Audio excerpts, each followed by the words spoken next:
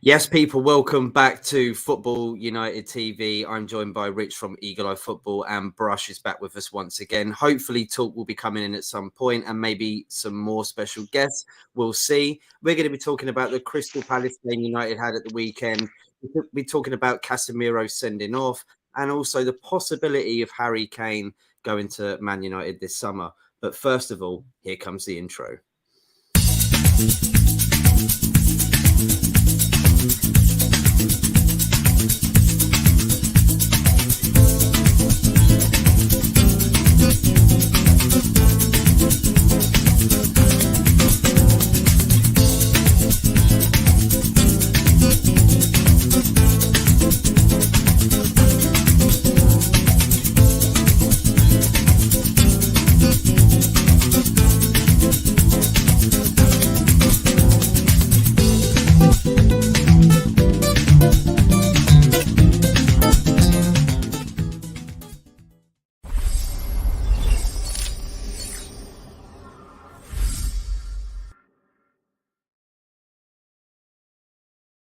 Yes, people, welcome to United Across the Globe, where we talk all things Man United. We're joined by a very special guest today. He's back once again, Rich from Eagle Eye Football, Crystal Palace fan. How you doing, mate?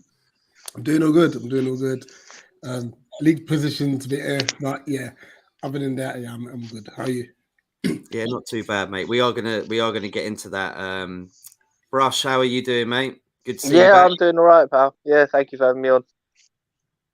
We're a little bit funny at the moment because all this City news at the moment, and I've just literally been told by Rich and Brush that they've dropped down in the league. So I'm just a little bit like, wow, at the moment. Absolutely crazy news. We will. Yeah, they haven't dropped just yet, but it could be one of the implications if found guilty, or it could be relegation or financial things. So one of those reprimands will be in place. But keep in mind it is Man City, so don't be surprised if they find a way to wriggle their way out of it somehow. Yeah, they might. Yeah, we don't know yet. They've just literally got to go through this, haven't they, and see what's happening and see if Man City can try and get an innocent report from it. So why don't we delve straight into what we wanted to talk about first, which is obviously Man United 2, Crystal Palace 1. And start off with you, Rich. What did you make of the game, mate, as a Palace fan? Going 10 men down United, and it looked like Palace might be able to get a point or maybe even the win out of this. What did you think, mate? You know what? It was the worst possible start for us, to be honest. Yeah, it's just with the new rules with the handball, like you can't have your hand up that high. I don't get it. You know, at first I was thinking, oh, maybe the distance, it's too close. I was like, nah, you're an idiot. And obviously it's never easy to go Old Trafford. Yes, we had a good recent record against you guys, but it's not like we're expected to rock up and win. And to go one goal down in this fifth or sixth minute just gives us an uphill battle, unfortunately. And it proved to be the case because obviously the first half an hour we were struggling. I would say we were defending well, but we just couldn't keep holding the ball. Then we just started playing, last 15 minutes of the first half, and we're getting ourselves into good areas. It's just either the cross was crap or we just weren't taking the shot, which was just very frustrating and stuff. Then when you look at the second half, I think it was quite an even game. A very, very good tactical substitution by Ten Hag, bringing the Garnacho on. And he had an immediate impact. Rashford scores, and then you're thinking, just keep the score down. Just keep it as 2 and such. And then obviously the massive talking point, which I'm sure we'll talk about. And then all of a sudden it's like, wait, we're in with a chance here. Yeah. We got the goal back, and we were playing very well up until I'd say the 90th minute, where your game management was brilliant, I must say. And Mateta should have really done better with the cross late on. How has he turned his head, your striker? Anyway, but yeah, all in all, wasn't expecting much from it, but it's just funny how we could have got something out of a game that we shouldn't have really got anything out of, to be fair. Yeah, would you agree with Rich on that, Brush? What did you? Yeah, I think he summed it up pretty well. Very shaky towards the end. We caused a lot of our own problems, to be honest. I thought it would be a game like that, though. I predicted a 2-1. I thought it would be a hard-fought win. Yeah, I did too. But I think maybe we'll go on to the subject, but that might have been, Rich, the reason why maybe Crystal got back into the game. Do you reckon it would have been different if that situation hadn't have happened? No, you know, I literally once the second goal had gone in, I think that was it really, you know. And it was a shame because you scored your second goal. I'll say slightly against the run of play. Not that we caused you anything major problems, but we were a lot better than we was in the first half. Let's just say that. But obviously that second goal, like I said, wonderfully worked goal, to be fair, from you guys. Poor defending from us. Yeah, when you think about the finish itself, I thought was a bit fortunate, Rich. But yeah, the build-up play was what really excited me. But obviously, like when you look at us defensively, Richards gets across, but he goes too far, and Gay stands still. It's Gay who's meant to come and literally just take everything out and stuff, and because of it, Gaeta's literally had to try and react from like 3 yards out, you know. And when I look back at the goals, the penalty and that goal, both avoidable, by the way. The only other noticeable chance, if memory serves me right, was Veghorst's header. Yeah. I don't know if there's. I think Anthony had one with his right foot. I don't know if there was. I don't think you actually created anything to say clear cut as much as you were dominant. You know, so yeah, it's just like defensively naive at times. It's part and parcel of the game. It is, isn't it, Brush? Any more to say on it, Brush, as well, from your perspective? No, I'm quite happy to leave it there with that. That was nicely summed up. Yeah. But we definitely probably got a lot to talk about on the next. But what I'm going to do first, obviously, ladies and gentlemen, is read out some comments. Bobby K's in the house, Virtual Spud. Thank you for coming in. Matt Bassett, evening all. Big up everyone on the show and in the chat. We got Manj Sadhu. Big up everyone. He's got the Ronaldinho shirt. Love it. Breaking news. Manchester City will not be stripped of their past Champions League trophy.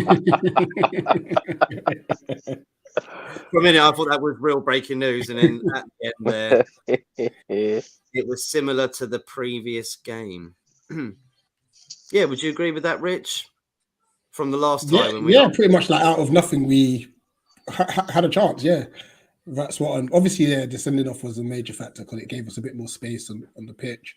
And you know what I was happy with actually from our point of view, because sometimes when a team goes down to 10, they seem to play better.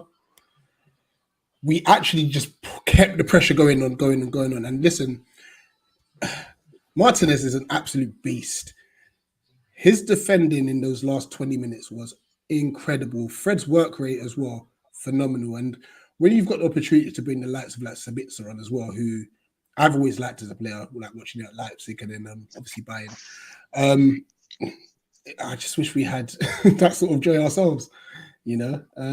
Strange, isn't it, Rich? Because of the height, and everyone thought that he might not be able to handle it in the Premier League. You look at people like Haaland as well, and you kind of think like, no chance is he going to have any chance against a player that tall and that strong. And he's proved everybody wrong. He is like the Baresi of our day. I feel that, you know, he's going to go that way. He's going to be looked at as a top centre back. And I think for kids as well, they look at it and go, you don't have to be 6'7" to be a centre back. If you want to be a centre back and, you know, you're strong, you know, a little Danny DeVito, like, you know, a little, what do you call it? The guy from Godfather's, got to remember, Joe Pesci, you know, hard and small. Do you know what I mean? He reminds me of that.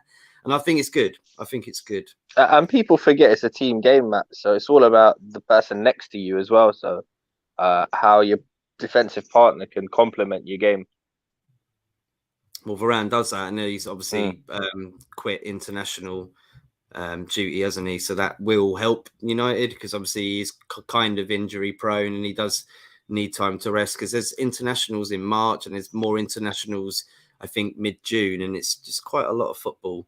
I know people that's great news for us. Great news because he's 29 going on 30 as well. I think it's the right time to step down from internationals.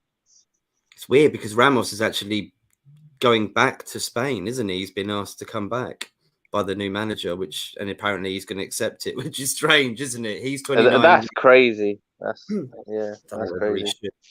Okay, let's move on to topic number 2, and I want to hear Rich's thoughts first on Casemiro red card, deserved or not. And coming from a Palace perspective, of course, you will say definitely 100%. And look, I agree too. I think it was a red card, but I think there's a bit more to it from me. But Rich, what did you think of it? I thought it was stupid. I don't think it was a red card. All right, okay. I just think it was stupid.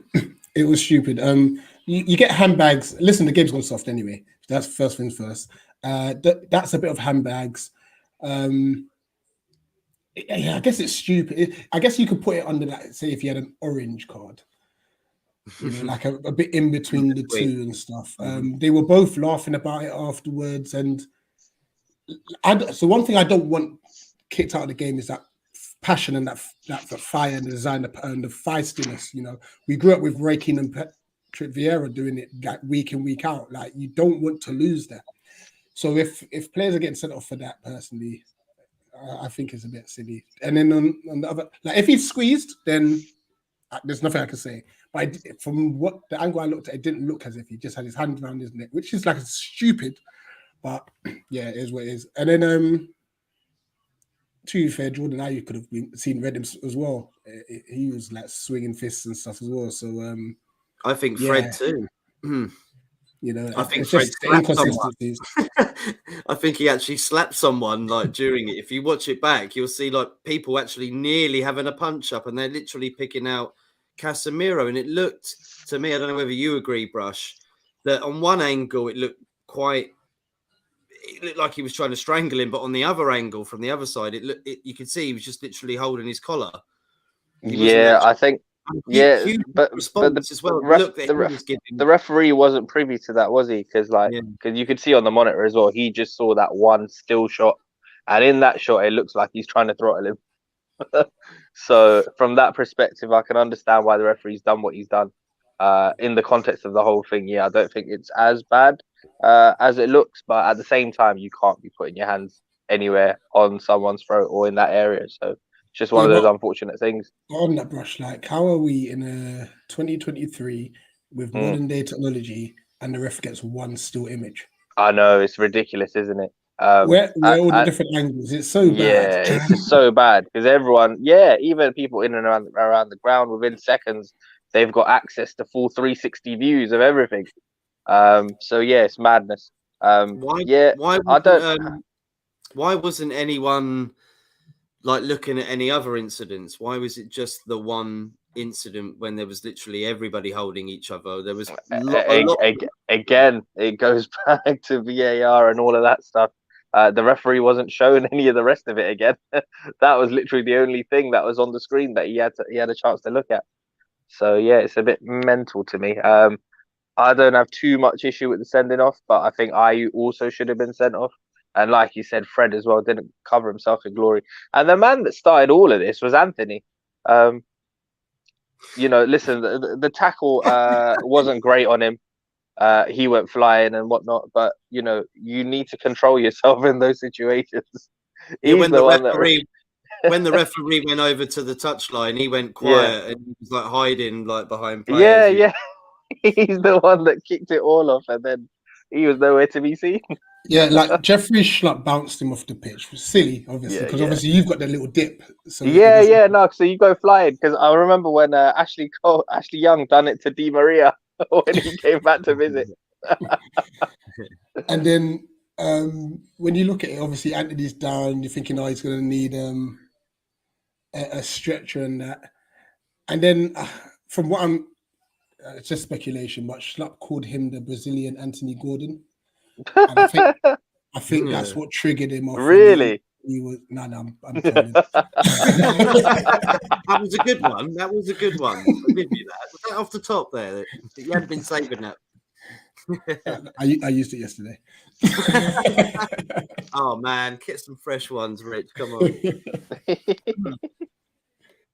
You know what? I actually think it was Casemiro's first ever straight red in his career, which is he doesn't like playing us, does he? He just likes getting suspended after he plays us. Oh, we got the yellow, didn't he? Yeah, was it? Yeah, it was the yellow. Was it 2 yellows and a red? No, just the 1 yellow. So he missed. He didn't get sent off. He missed the Arsenal game because of it. Right, that's the yellow you picked up. Yeah. Oh, that's savage. Do you think this should be rescinded, though? Do you think they should look at it, or do you think, unfortunately, he's just going to have to take that 3-match ban? I say leave it because you could Yeah, run the risk especially of getting the because 4. and it's a cup final, isn't it? So yeah, you don't want to miss in that. Yeah. Also on that, though, that's an interesting thing. Do you guys think that if you get sent off in one competition, the ban should only apply to that competition? Yeah. Yeah, the Bruno situation is stupid. Yeah. I was like, wait, he So misses 3 leagues. how does it work then? So, like, if it's 3 Premier League games in a row, he'll just miss 3 Premier League games in a row. Depends on what games you got next. It has to be in order, no matter what competition. Yeah, and he got sent off in the Carabao Cup semi-final second leg, but doesn't miss the final. It's so dumb. Yeah, because you should be. That's where you. That's the competition you got. Yeah. How does that happen? I swear, back in the day, it used to be that, didn't it? Used to be if you got sent off in the Carabao Cup semi-final, you'd miss the final. Pretty much, yeah. Why Yeah, is that's that the way it changed? should be, really. What does that benefit? Does anyone know? Have any reason into why they What? would do that? Or No idea. I mean, it benefits teams during the season. You can tactically foul people knowing that you got cup games coming up. do you know what? If you get sent off in the Premier League and you've got the FA Cup semi-final the next game, Yeah, you miss that. That's terrible. That's terrible. That is absolutely terrible. But yeah, look, okay, we all kind of agree it was a bit harsh. You know, unfortunately, today's rules say that you can't put hands on anyone as soon as the ref sees it. He's like, right, okay. But he should have really gone and looked at other situations that were going on in that moment, shouldn't he? That's the thing. It was just for some reason just picked out on Casemiro. Big up all 10 likes. Cheers, Anthony. Big up, Anthony. Mama Flossie, evening, guys. Big up, Mama. How you doing? Okay, well, I guess we can go on to the last topic now.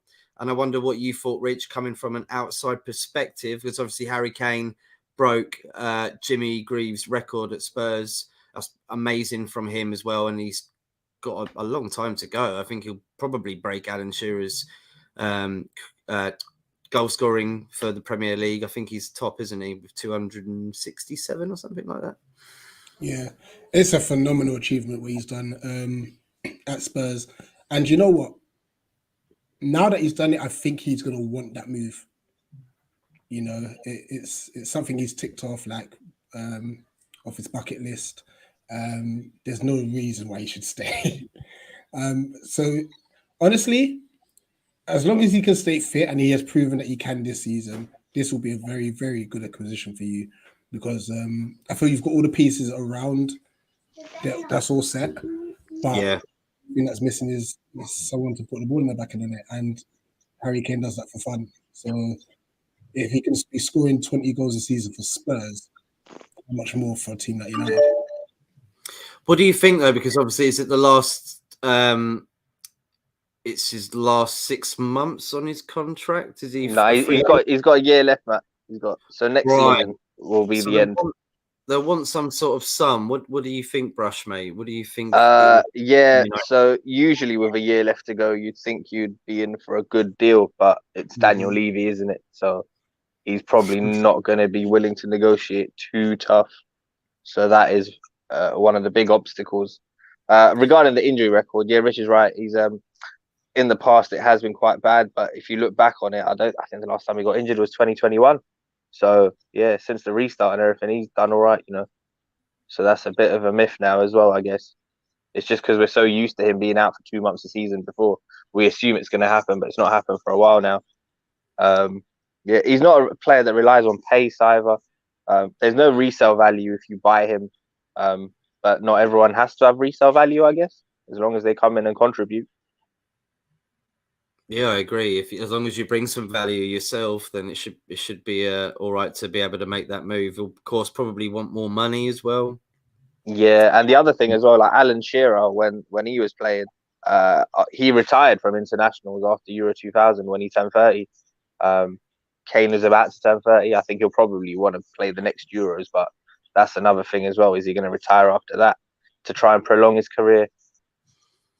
Do you not think that there could be a possibility that he will just be loyal to Spurs and stay, especially if he really does like his relationship and partnership with Antonio Conte, because they seem to get on very well, both like each other. I guess we'll have to wait and see in the summer if he's still there, innit? If he does, he just epitomizes English football. I'm not going to begrudge him if he stays. Like, it could be a Matt Letizia type situation. Maybe he just loves the club. It's not good enough, man. You have to have a winning mentality. Like, if you're England captain, all right, you've unfortunately had near misses in major tournaments. What are you doing? Thinking you're settling? You are settling. Go out and win something. Yeah, you say that, Rich, but maybe he's just that adamant that he's wasted this much time and he wants to win something with them. What? Is it? Maybe he just wants to win something with them. Yeah, that doesn't sound right, Brush, actually.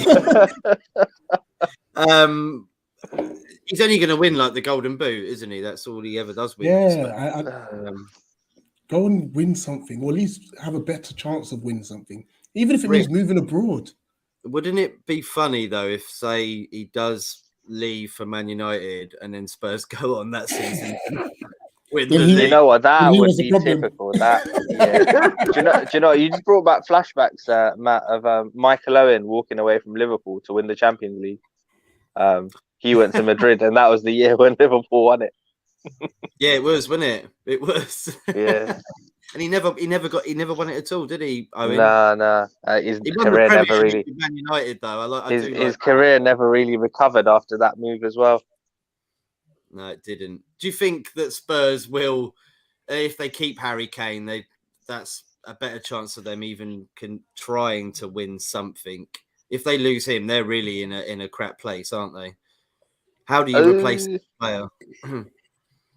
Yeah, I don't think you do replace a Kane for a like substitute. You just reinvest the money and try and improve all round. You probably try and bring in 2 or 3 and improve as a team.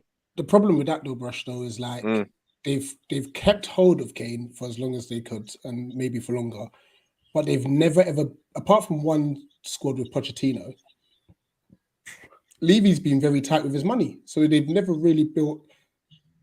Yeah, they have winning squad. Yeah, I mean, even this summer, it'll be interesting to see what they do. I'll tell you what we saw of Richarlison in the World Cup lets me know that he's got the ability to lead a line if they, given the opportunity. Now, considering his age, the logical thing would be to start building around him and to sell Kane and to use that money to reinvest in the rest of the squad. Now, would Spurs want to do that? I don't know. Yeah, it's going to be interesting, isn't it, whether he does leave or not? Because he looked quite emotional yesterday about doing what he'd achieved, and I just don't know. I got this. You know what? I got this weird feeling. What does it have to be? Man United though? Does it have to be? No, it doesn't. It just has to be a Premier League club. Yeah. So that's the thing, though. I think he can go Real Madrid. The one thing though, Rich, I reckon he would probably want to take Shearer's record in the Prem. Okay, that's a fair shot. That's the thing. We are close to that, aren't we? This is the thing. In order to beat that, you have to be here. But yeah, no, you bring a very interesting point, Matt. United aren't the only team that's going to be in the running. You know what Todd Bowley's doing. You know what Todd Bowley's doing over at Chelsea, and I'm sure they're going to go big in the summer, probably on a Victor Osimhen or someone. Chelsea and Spurs. I mean, Chelsea they need a striker. They need a striker badly. They need to sort out the Lukaku situation, and if they can't get hold of a Victor Osimhen or someone, I can see them going for Kane. My wild card, replicate what Alan Shearer did. I can see him going to Newcastle potentially. Wow. Okay. Imagine that though, like the move to there to take the number 9. Bring back those nostalgic Shearer vibes, and they're in a position where they're looking to push on. That would hurt Spurs fans. That says a lot about Spurs, doesn't it, when you leave? I mean, I know the way that Newcastle are with their new owners and that, but still, Spurs at this moment in time are still a bigger club than Newcastle, right? I mean, listen, that stadium is state of the art. That's not what you're going to be remembered for, though, is it? What? But yeah, no, that's the thing. Like, you know, when you go look at that stadium, you think, oh yeah, they're moving in the right direction, aren't they? But then you look at them on the pitch, and yeah, it's not really working. Well, maybe we can just move on to what Jordan was asking us here. What do you think of Man City Premier League charge? We'll shout out a few more comments before we go into it. Big up, gentlemen from Solo. Yes, Rich, I'm seeing if Amondi is around. He's hiding. You don't want the smoke.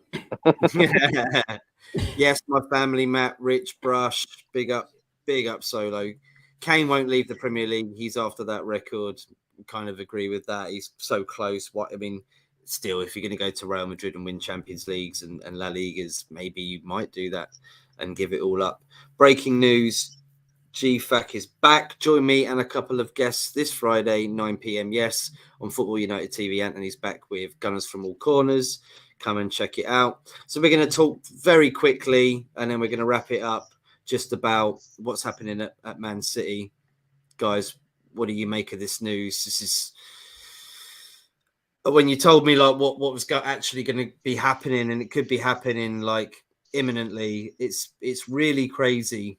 It's never happened, I don't think, ever in Premier League history, and it was only going to be Man City, wasn't it? At the end of the day, I know they've been sanctioned before, but it's a little bit different because I think they've been misleading and hiding certain things. I know Roberto Mancini was apparently getting paid a salary from a club in Dubai, Abu Dhabi, I believe. That was extremely more than the amount he got with Man City during his whole time there. I think it might have doubled or trebled what he actually earned for Man City in the space of like 4 days or something like that. It was very, very strange situation going on. Of course, they've only been accused of this. We don't quite know exactly whether this is true or false, but we're pretty sure it is because we've been waiting for it for about 4 years. I think it's been under investigation. Rich, what do you make of it? I know the Mancutioner.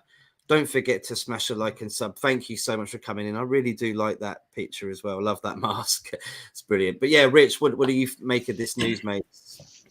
You know what? They obviously got away with it last time these financial implications came by and stuff, and obviously they've got the money to have the best lawyers out there, you know. And then listen, if they've been found guilty, obviously it's just determining the extent of it and the possible charge.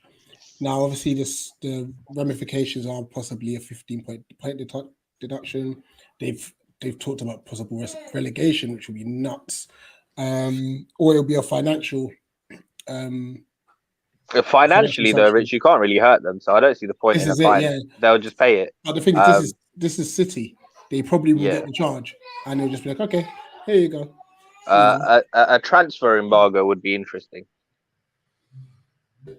That too, but they've got a good enough squad in the academy to kind of. Yeah, but like with regards to what they want to do, they need a bit of a rebuild, don't they? So I think that actually hits them hard. Having to stick with the likes of Kyle Walker for longer than they intend to.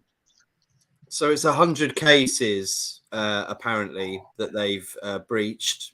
Apparently, if 50% of those cases are found that Man City have been misleading them, blah blah blah, then the rule book does state that relegation is the pretty much the final position that the Premier League will give. So, what do you make of that if they actually do get relegated? Do you think the owners will lose interest in this? Or they're so rich that all it does is slow them down a bit. They're going to bounce right back. They're no strangers to the Championship either, so you know. But while they're doing that, you've got Newcastle now, who are the richest club in the world. You've got Todd Bowley, like as you say, doing things. It's going to be very different next time they come up, if they come up, and you know how hard it is if they do get relegated to come up, no matter how much money you've got, right? I mean, yeah, they'll lose some players if it were to happen, but then there'll be one or two that stick around as well. They'll come back up if they do go down. There's a lot happening though behind the scenes. I mean, of course, Kevin De Bruyne wasn't played yesterday. And Cancelo obviously going to Bayern Munich. It seems like there's been a bit of a falling out there. Pep Guardiola seems rather strange. He seems like he's like on drugs and he's like trying to be really happy about everything. And it's like he's like, I don't care if we win or lose. I just want to play like decent football. And he's all like, he just looks. Bernardo Silva wants to leave as well, which is all is not well at that camp. I think Cancelo leaving took us all by surprise. The fact that he was willing to get rid so quickly like that in that manner as well. And then some of his interviews as well, Pep, when he's talking about, he's not bothered about losing and stuff. I think, certain things are getting to him. It doesn't sound right to me. And I think maybe it's possibly to do with what's going on. They've maybe known about this and knew that it was coming out, and it's maybe unsettled the team in the last few weeks because it's coming nearer and nearer. Perhaps, but I think just with the squad as well, Matt, they've had issues where I think complacency sets in after a while. These players have won 4 out of the last 5 Premier Leagues. I think they're probably not as motivated as they once were, and it's hard to keep motivated at that level. You need new personnel, and especially with the way Pep rotates and stuff as well. I think 1 or 2 of them are fed up with it. Anthony says, we're saying this about Man City. What about Chelsea? Surely FFP should get involved with them soon. So Chelsea were clever. Yeah, they just found loopholes to avoid Massive FFP. loophole, yeah. So they won't really find anything if they look into that. But I mean, historically, I'm sure if there was an independent investigation, they might find something. Yeah, because basically, obviously, we know they spent 500+ million, but they've been giving these players like 8-9 year contracts. So they're effectively paying like 15 to 20 mil per player per year. Yeah, they're basically breaking down the transfer fee accordance to the length of contract is how they've managed to get around it. Yeah, but I know that the league's looking into that, like, and UEFA. They're trying to put a stop to it. They're trying to put a cap on how long you can offer a player's contract. I think they're trying to limit it to 5 years. But still, even if they implement that now, it's too late. Like Chelsea have already done their business. You can just have a choice of an extra year though with that, so then you get 6 anyway, and then it just goes up. You have something else.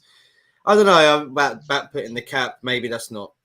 I don't think they have to necessarily do that, but maybe they should just stop teams spending a certain amount every season, maybe, and make it more interesting. And you've got to be a bit more better at who you accumulate for your teams, other than just doing what Todd Bowley's done and just literally just bought everybody. You just pick a name out of the hat. I don't know, mate. I just think FFP is a bit of a joke anyway. We should probably just scrap it. Doesn't mean anything. Yeah, but then, I don't know, yeah. It's got to do something, surely. All it does at the moment is ensure that no new owners can come buy a minnow club and make them something overnight. It just kind of, reinforces the status quo and keeps those in power for longer. Vibes FC says we're safe from Nate taking things. It's from the group, right? Yeah. So basically, I put out in a WhatsApp group, etc. I put the love stream tonight, and everyone's just been on it, jumped right on it. It is a love stream. It's a lovely stream. Thank you all for tuning in. Vibes FC, Ole Gunnar is a Premier League winner as a player and a manager. Shameless. I think he's making reference there to potential ramifications for Man City and them being stripped of titles, which I can't really see happening, but it's one of those. Well, we're going to wrap up then now because we're only here for about half an hour or so.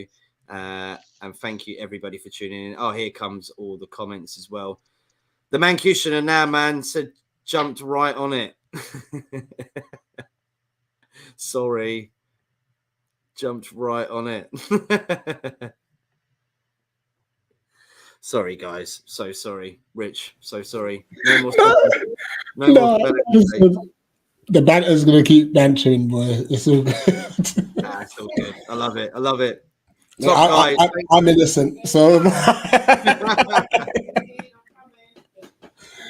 Thank you all for coming to the love stream, by the way. It's been a the live stream. The live stream. Right, all right, the live stream. Rich, thank you, mate, for coming on once again. It's been brilliant. Where can everybody find you, mate? Matt, it's a pleasure as always. Guys, keep smashing the like button for Football United TV. Make sure you continue to subscribe. You can find me at Eagle Eyed Football, predominantly Palace content. But we chat football stuff anyway in general as well. So yeah, big up. I really appreciate that. Cheers, Rich, mate. Thank you very much. And Brush, bro, thank you so much for coming by. Where can we find you, mate? Yeah, no worries at all. It's a pleasure to be here as always. You can find me on Twitter at Brushy87, all capitals. Aside from that, you'll find me here and just about in the community. Brilliant. Cheers, everybody, for tuning in. Go check out Eagle Eye Football as well. Make sure you go subscribe, like all the content, and stay in tune because it's a brilliant, brilliant channel indeed. And, of course, the Man United Agenda. Thank you, guys, for coming back on. We'll be back again. I think the Feta show's coming back. We're going to be joined by Esteban talking about the Brazilian League, the Argentinian League, and the Colombian League this week, Thursday night. So do tune in for that. And the Champions League's back in a week or two. I believe next week, isn't it? Next week. I think it's next week. I think so. Oh, don't give us that, Rich, because what Palace ain't about, you're like, I don't care. Not that I don't care, I just don't know the dates. I think it's next week, and if it is, we'll be doing the show this week just to catch up on who's playing who. Take care, everybody. Until next time, have a great rest of your evening. Chata.